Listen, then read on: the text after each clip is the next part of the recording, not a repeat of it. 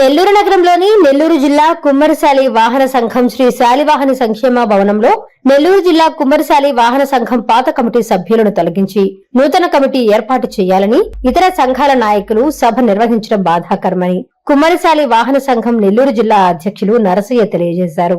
ఈ సందర్భంగా కుమ్మరిశాలి వాహన సంఘం నెల్లూరు జిల్లా అధ్యక్షులు నరసయ్య, జిల్లా ప్రధాన కార్యదర్శి శ్రీనివాసులు మాట్లాడుతూ నెల్లూరు జిల్లాలో కుమ్మరిశాలి వాహన భవనం నిర్మాణానికి ఎంతో మంది దాతల సహాయంతో కుమ్మరిశాలి వాహన భవనాన్ని నిర్మించామన్నారు. మా సంఘం సభ్యుల మీద లేనిపోని ఆరోపణలు చేయడం సరికాదన్నారు. ఇంత అభివృద్ధి జరిగిందంటే అందరూ కూడా ఆలోచించవలసినటువంటి అవసరం ఉంది. ఎంతో శ్రమించి అన్ని విధాల దీనికి కావాల్సినటువంటి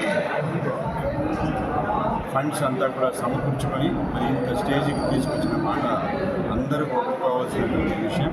కానీ ఈరోజు మరి ఇతర సంఘాల వాళ్ళంతా కూడా కలిసి ఈ భవనంలోనే సమావేశం నిర్వహించి మరి ఎక్కువగా స్పందించడం అనేటువంటిది చాలా బాధాకరం, ఆలోచించవలసినటువంటి విషయం కూడా. ఇది మొట్టమొదట మరి 2009లో 2010లో 1 ఎకరం స్థలం కేటాయించుకొని అప్పటి జిల్లా కలెక్టర్ల వాళ్ళ చొరవతోటి ఇది 1 లక్షతో నిర్మించడం అనేటువంటిది 1 ఎకరాలో నిర్మించడం జరిగింది. 2010లో నిర్మాణం చేపట్టి ఒక 5 మంది డోనర్స్ మంచి మనసుతోటి 10 లక్షల చొప్పున ఇచ్చారు. వారి చొరవతోటి ఈ భవనం అనేటువంటిది నిర్మించడం జరిగింది. మరి ఆ రోజు ఎవరి ఎలాంటి సహాయ సహకారం లేకపోయినా శాలివాహన సంఘం కృషి చేసి భవనాన్ని నిర్మించడం అనేటువంటిది ఇదొక వరంలాగా మేము అనుకున్నాం. కానీ ఈరోజు పరిస్థితి చూస్తే చాలా బాధాకరం. మరి ఎందుకు ఇంత కష్టపడినా కానీ ఫలితం లేకుండా మాట్లాడుతున్నారో ఎవరికి అర్థం కావడం లేదు. దీనికి ఒక శాలివాహన సంక్షేమ భవన నిర్వహణ కమిటీకి ఒక ప్రత్యేకమైనటువంటి బైలా ఉంది. ఆ బైలాలో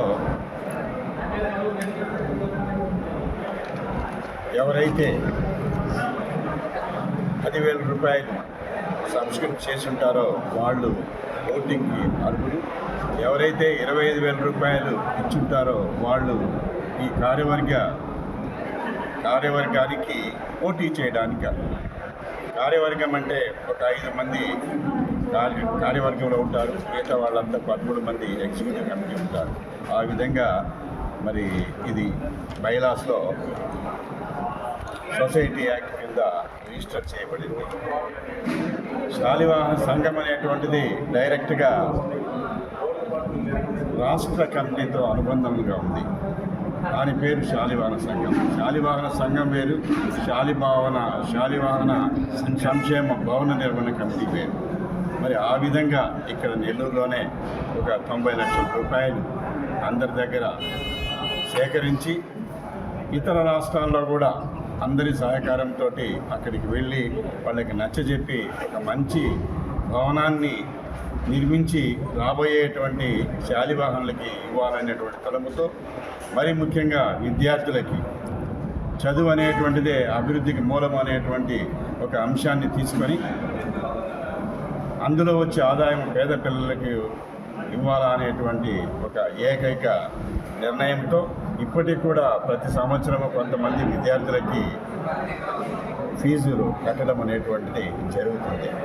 ఎవరైతే తల్లో తండ్రో లేకుండా ఆర్థికంగా ఇబ్బంది పడుతుంటే వాళ్ళకి ఈ శాలివాహన సంఘం తోడ్పాటు అందజేస్తుంది. వాళ్ళు చదువు కొనసాగించడానికి భవిష్యత్తులో. అంతేకాకుండా ఈ కుమ్మర్లకి చేసేటువంటి హెల్ప్ పిల్లలందరికీ తెలియజేయాలనేటువంటి ఉద్దేశంతో శాలివాహన సంఘం ప్రతి ఏటా ప్రతిభా పురస్కారం అనేటువంటి కార్యక్రమం ఏర్పాటు చేసి అందులో 500 అండ్ అబవ్ వచ్చినటువంటి పిల్లలందరికీ కూడా, అంటే 80%, 10th క్లాస్ అయితే 480, ఇంటర్కి అయితే 500 సాధించిన విద్యార్థులందరికీ 2,000 రూపాయలు నగదు బహుమతి, ఒక మంచి గుర్తుండేట్టుగా ఒక సర్టిఫికెట్, ఒక మొమెంటో వారిని ప్రోత్సహిస్తూ ఇస్తున్నాం. చాలామంది విద్యార్థులు ఇప్పటికీ మమ్మల్ని అందరం కూడా ప్రోత్సహిస్తూ వచ్చినారు. ఎందుకంటే వాళ్ళకి గుర్తుండిపోయేటట్టుగా ఈ కార్యక్రమాన్ని నిర్వహిస్తున్నాం. గత 2024 మార్చి ఇంటర్మీడియట్లో కూడా జరిగిన దాంట్లో సుమారు 200 మంది విద్యార్థులు ఇదే భవనంలో హాజరై ఇవన్నీ కూడా అందుకున్నారు. నిజంగా చాలా సంతోషపడుతున్నాం ఇలాంటి కార్యక్రమాన్ని. అదేవిధంగా నెల్లూరు జిల్లాలో ఉండేటువంటి కుమ్మరులందరికీ కూడా ప్రతి ఏటా వాళ్ళ ఐక్యతను పెంచుకోవడానికి, వాళ్ళ అభివృద్ధి కొరకు ప్రతి ఏటా కార్తీక మాస వనభోజన కార్యక్రమం అనేది ఒక్కొక్క చోట ఒక్కొక్కసారి నిర్వహిస్తున్నాం. ఒకసారి జ్వాలాముఖి దేవాలయంలో పెట్టాం, ఒకసారి వరిగండలో పెట్టాం, ఇంకా ఒకసారి నరసింహసాగరంలో పెట్టాం. ఇట్లా ప్రతి ఏటా ఈ కార్యక్రమాన్ని నిర్వహిస్తున్నాం. ఎందుకంటే నెల్లూరు జిల్లాలోని శాలివాహనులందరికీ కూడా మాకు ఒక భరోసా ఇవ్వడానికి, మాకొక సంఘం ఉంది, ఆ సంఘం ద్వారా ఇవన్నీ కూడా చేసుకోవడానికి అవకాశం ఉంది అనేటువంటి చేసుకోవడానికి చేస్తూ వచ్చాం. కానీ చివరిలో ఇప్పుడు ఇంత భవనం ఏర్పడి కొంత ఆదాయం వచ్చేటువంటి పరిస్థితి వచ్చేటప్పటికీ మరి నెల్లూరు జిల్లాలో ఉండేటువంటి సంఘాలన్నీ కూడా అందరూ ఉండాలా, కుమ్మరులంతా ఒకటే అనేటువంటి నినాదంతో ఈరోజు సమావేశం పెట్టి చాలా బాధాకరంగా ఈ కార్యక్రమంలో పాల్గొనేటువంటిది జరిగింది. ఏది ఏమైనప్పటికీ ఇంతటితో ఆకుండా మాకున్నటువంటి బైలా ఒకటి ఉంది. ఆ బైలాను అనుసరించి దాంట్లో ఏవైతే నియమ నిబంధనలు ఉన్నాయో ఆ నియమ నిబంధనల మేరకు మరి తిరిగి కమిటీని పునర్నిర్మించి ఇంకా సజావుగా చక్కగా జరిగేటట్టుగా చేస్తామని మీ అందరి ముందర కూడా తెలియజేస్తూ అందరికీ కూడా ధన్యవాదాలు. శ్రీనివాసు, నేను నెల్లూరు జిల్లా కుమ్మరి శాలివాహన సంఘానికి జిల్లా ప్రధాన కార్యదర్శిగా పనిచేస్తా ఉన్నాను. నేను 2010 నుంచి స్థల సేకరణ దగ్గర నుండి ఈరోజు వరకు కూడా నిర్విఘ్నంగా కుమ్మరులకు ఏదైనా సాయం చేయాలి, కుమ్మరులు ఎక్కడ కూడా తక్కువ కాకూడదు, బీసీలలో ఎంతో ఉన్నత స్థాయికి ఉన్న బీసీలు, పెద్ద బీసీలు ఉన్న ఈ నెల్లూరు జిల్లాలో ఎవరు కూడా నిర్మాణం చేసుకోలేనటువంటి ఈ యొక్క సంక్షేమ భవనాన్ని శాలివాహన సోదరులందరినీ కూడా ఏకతాటి మీదకి తీసుకొచ్చి సుమారు ఆ రోజు 2012 నుంచి 15 వరకు సుమారు 96 లక్షల రూపాయలు అందరి దగ్గర చందాలు కలెక్ట్ చేసి జిల్లాలోనే కాదు ఇతర జిల్లాలు, ఇతర రాష్ట్రాల నుంచి కూడా చందాలు సేకరించి ఈ యొక్క మండపాన్ని ఆ రోజు నిర్మించి 2015లో దీన్ని నిర్వహణలోకి తీసుకురావడం, పెళ్ళిళ్ళు జరిగేదానికి ఏర్పాటు చేయడం.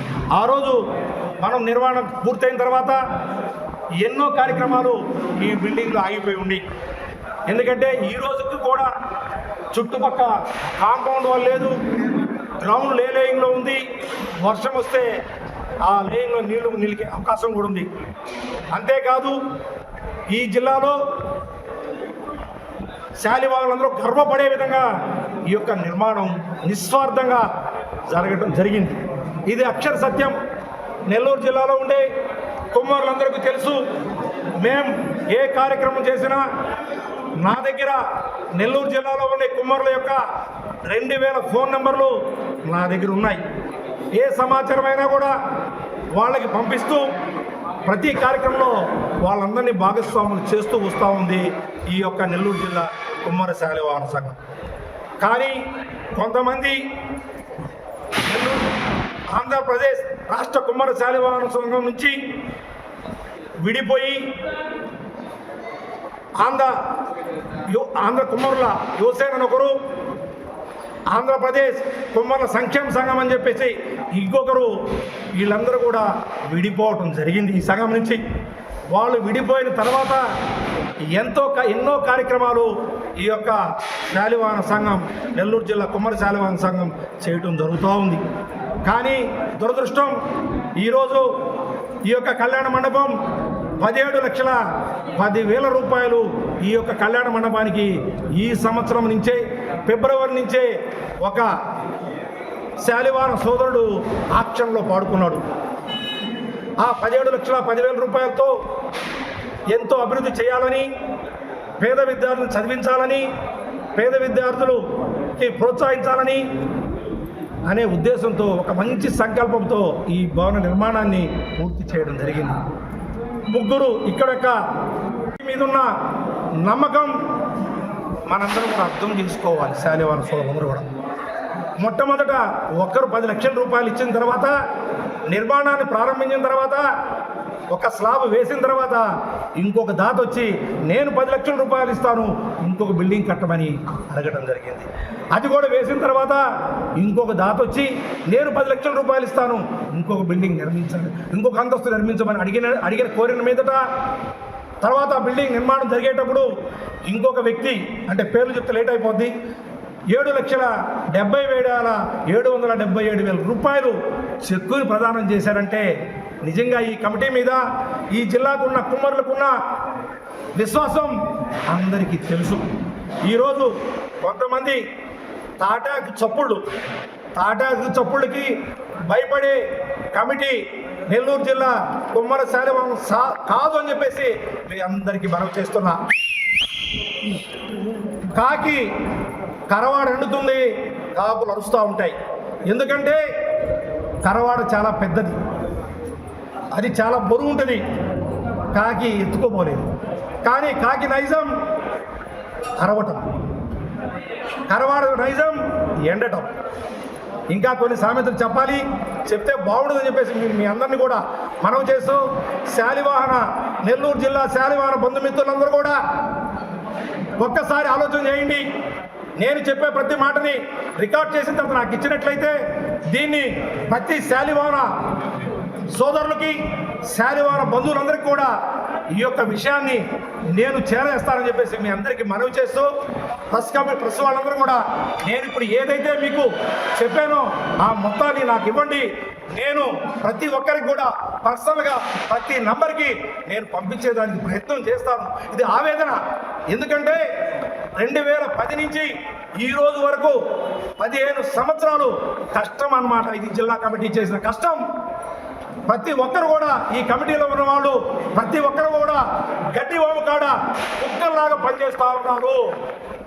గడ్డివాము కాడ కుక్కలను ఎందుకు అంటున్నారంటే కుక్క గడ్డి తినదు, కాపలా ఉంటుంది. మేమందరం కూడా ఈ యొక్క 5 కోట్ల రూపాయలు, ఈరోజు 5 కోట్ల రూపాయలు విలువ చేసే ఈ భవనానికి కాపలాదారులుగా ఉన్నాం. 5 కోట్ల రూపాయలు చేసే స్థలానికి కాపలాదారులుగా ఉన్నాం.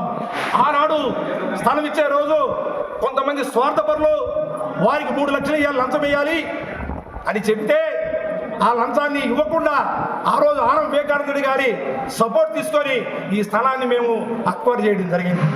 అంతేకాదు వివేకానందుడు చనిపోయిన వివేకానందుడు అడ్డుపడుతున్నాడు, అరెకరా మాత్రమే ఇస్తారని చెప్పేసి వాళ్ళందరూ అన్నప్పుడు ఆయన ఎగిరిపోతే ఆయన నన్ను దగ్గర తీసుకొని ఆనాటి భక్తవత్సల రెడ్డి గారిని పిలిచి వాళ్ళకి ఏర్పాటు చేయమని చెప్పిన మహానుభావుడు ఆర్ వివేకానంద రెడ్డి గారు.